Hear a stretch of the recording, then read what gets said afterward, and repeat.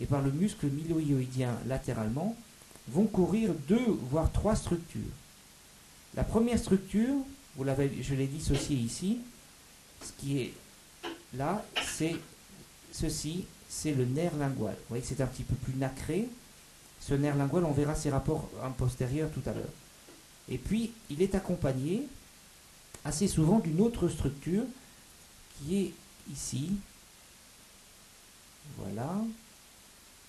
Ceci qui court et qui va rejoindre la glande submandibulaire qui est très en arrière et qui a une expansion postérieure. Vous voyez, c'est une structure un petit peu différente, un peu lobulée.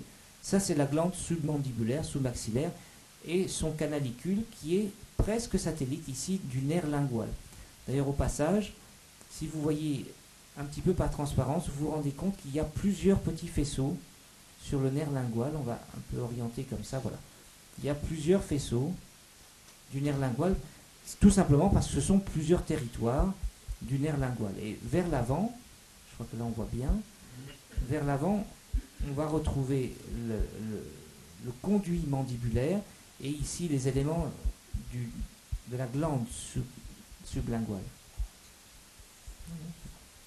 Donc ce que vous avez ici, donc c'est le nerf lingual, le canalicule qui viendra s'ouvrir ici au niveau de la muqueuse, et ce qui est ici, un petit peu plus en avant, c'est l'expansion antérieure de la sublinguale, celle qui de temps en temps vient soulever la muqueuse. La muqueuse, c'est ce que vous voyez ici et qui a été sectionné, c'est qui est un peu blanchâtre. Alors voilà donc pour les rapports de ce nerf lingual, on va maintenant un tout petit peu tourner pour vous montrer, et en dézoomant un tout petit peu, voilà, stop, c'est parfait. Donc je vous remontre les repères. Ici on est sur le côté mandibulaire, ici on est sur le côté lingual, avec ici la muqueuse que je soulève un petit peu.